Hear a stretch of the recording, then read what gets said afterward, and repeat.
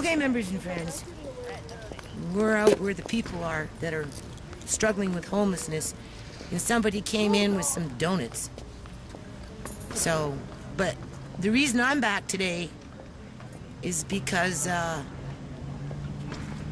was driving down here with my little grandson, right? And we had the city bylaws out here with their truck that comes and picks up all the people's stuff. And they were loading up that truck and hauling off their possessions, which happens on a regular basis. Okay.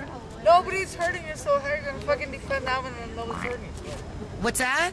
What do you mean nobody's hurting you? Are you talking to me? I was talking to her, but... Oh, sorry. Okay.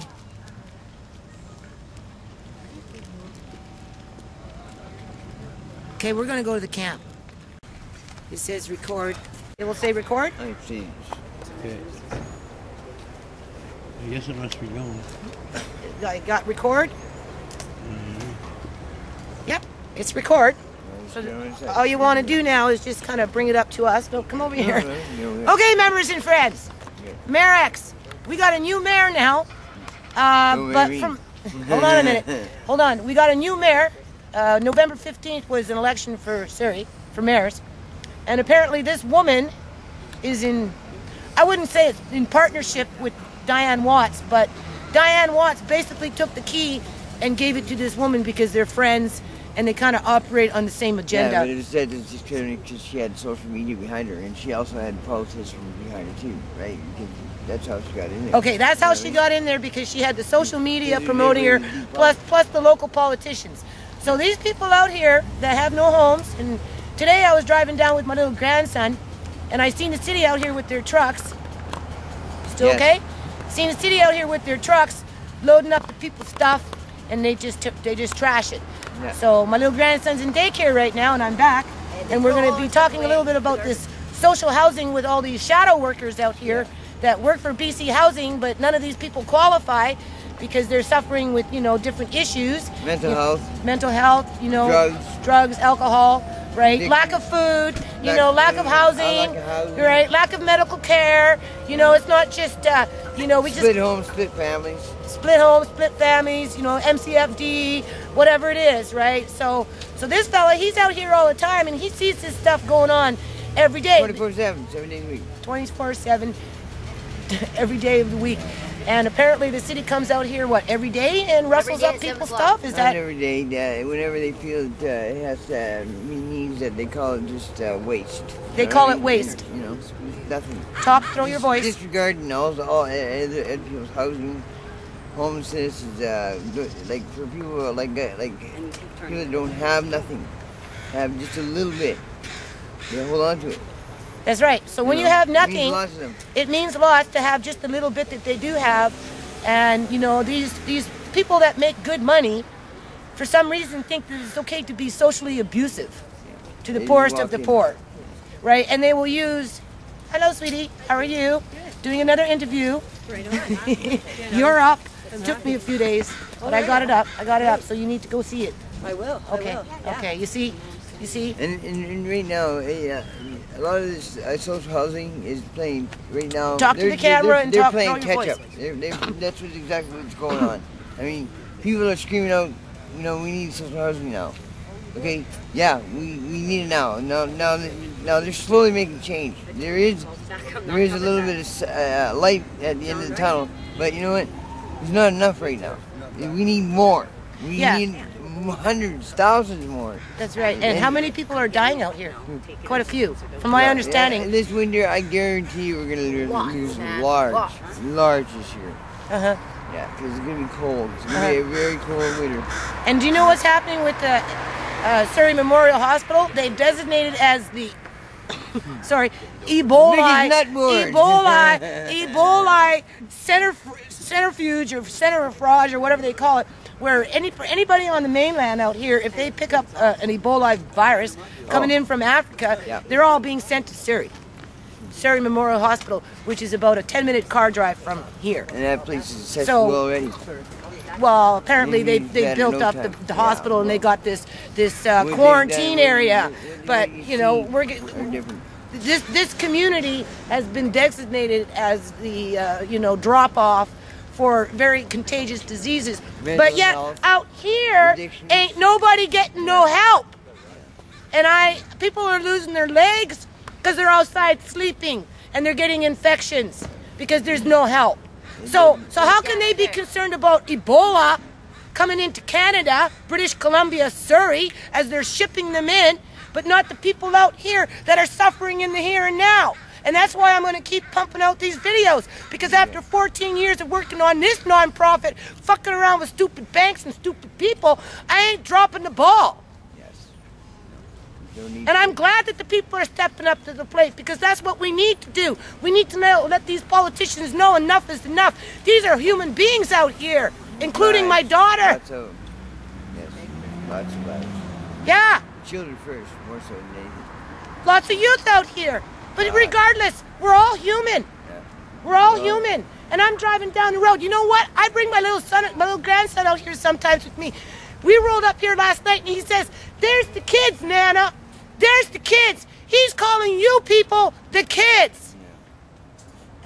Because at the end of the day, that's what we are. We're all kids out here. Where are the adults? Well, sure, they're getting paid. Paid to be shadow workers. That's right. Well, they bring in a new mayor that operates under the same mandate. Operates under the same mandate. All you see is a pencil and a pen. All you see is a pencil and a pen. And city workers driving by and picking up people's private, personal, and important possessions that barrel down to a bag.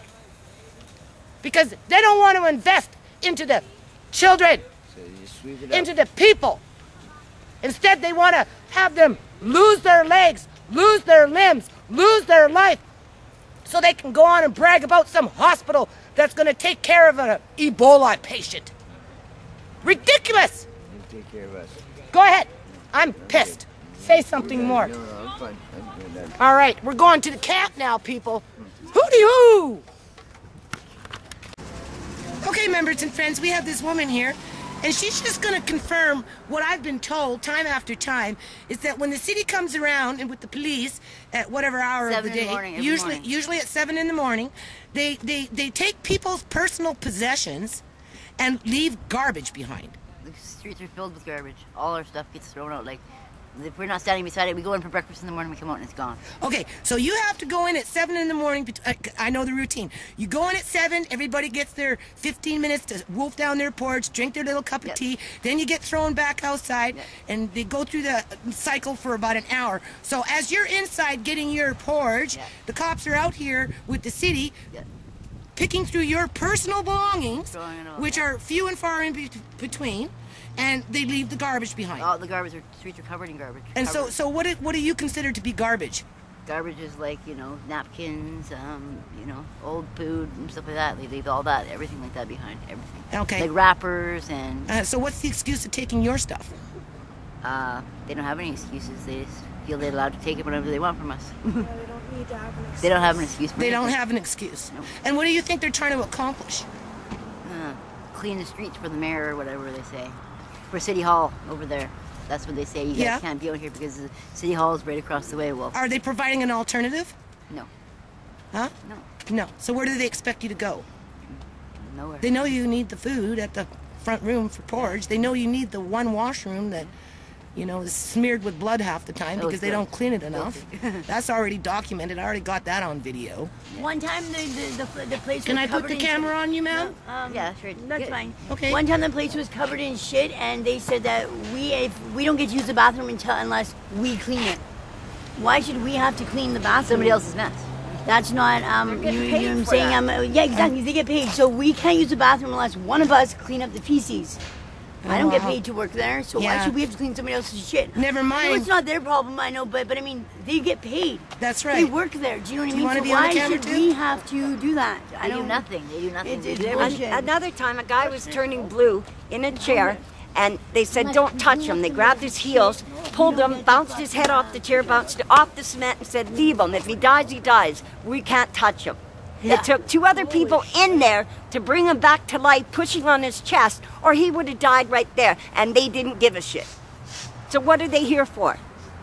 Are you listening to this, people? They lock you out. They leave you out in the winter. It was freezing out. They locked you outside so they could clean up. Right. You know, it's just... As they bring you in to trick you to steal your stuff when you're inside eating. Yeah. Yeah. To steal your stuff. It's just they're not exactly here for us, are they? But they all work for BC Housing to some degree. Right. Right. But nobody's getting any BC Housing. No. No. Okay, I gotta go. Thank you. All right. Okay, people, you heard it. Okay, members and friends, so we're here at the camp now. Okay? It's just getting bigger and bigger.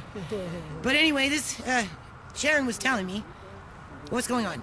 Yeah, well, Speak louder. We had set up camp over here on the other side of this pathway. Yeah. And the town came down and gave us 24 hours that we had to move our tents onto this side. Onto this side. Over here. Yeah. Okay. They had marked it off with lines. Okay. As you see down on the ground, there's a pink line right over by that rock there. Oh, right there. Yeah. Okay. And the tent, which is directly behind that pink line, yeah, was 1 foot over the pink line. They had to pick up their pieces and move everything back over here. Okay, so they're condensing you down. Yeah. Okay. And I don't know what their future plans are. They haven't told us that. They just told us that this is private property and that is public. Okay, so this is public, this is private. Right. So what has the owner's got to say about this? Has he been around? I haven't seen the owner. Does anyone know the address? What's the address of this property? You got one way up in the corner over there. Yeah. Okay. I believe, don't quote me on this, but I believe this building right here, which is Burns Restaurant. Okay. I believe that they are the owners of this property. Oh. Don't quote me on this, but I believe that's who it is. Okay, well maybe I'll go see. Yeah, that would be nice. Okay. And then we'll find out who. Okay. I need you to put this on me for a minute.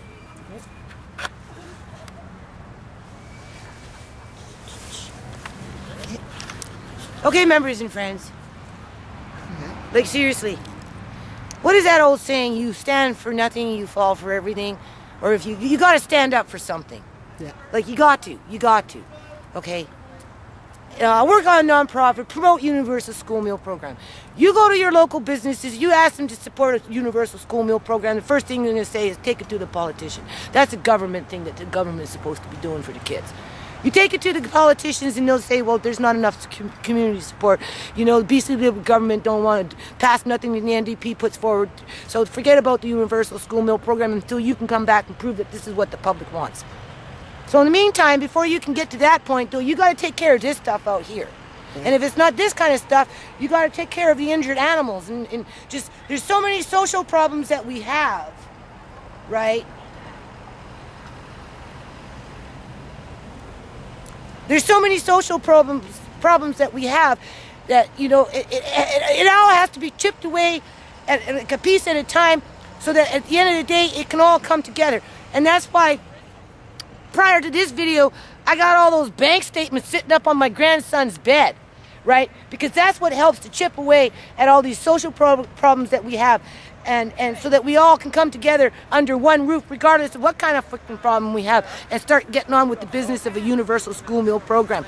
And you know, for students, it doesn't have to be just the little kids. It could be the big kids too, because it's like my grandson said, oh, there's the kids, Nana. We're going to go see the kids, Nana. He considers these people out here to be the kids because they're nice to him and they're friendly to him. And they care about him. And you know what? He's a child and he can feel that, so he cares about them. So where are the adults?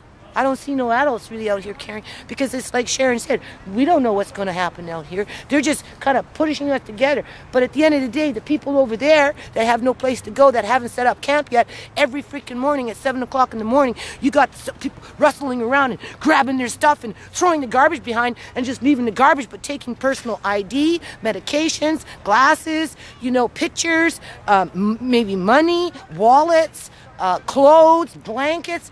They're taking their personal effects, but they're leaving the dirty napkin behind.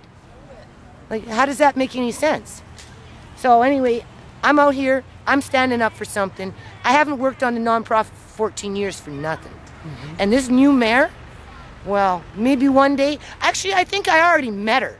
I met her at one of their, not this time around mayoral election candidate freaking debates, but it was the one that was, what, 3-4 years ago? when they had their little round tables, I happened to be sitting around at that table, and I was talking about, well, we need to, you know, build in some better recovery houses and, you know, some safe houses and that type of thing. And she sat there and she agreed with it. But whatever she's been doing on city council, and now that she's mayor, I really do wonder, like, where her priorities are at. We need to teach people some life skills, some budgeting skills. A lot of skills need to be taught to a lot of people here. They've lost a lot of their incentive and their initiative to learn. And hope. And hope. Hope is, yes. Hope is the big one. Yeah. Because there is a lot of abuse, and we got some documentation on this video to prove that. Yeah. And people are really hurting, and that's why we are where we're at. We can't afford to live in the houses with the money that we're provided. And we are asking for help from people around to come out and help us. Just even with your time, your generosity. And we're going to stand up for it. And we will.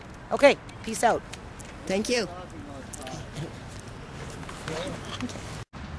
So people out here are having to build some trenches, people, because of water. When it rains, it floods, it pours. Right.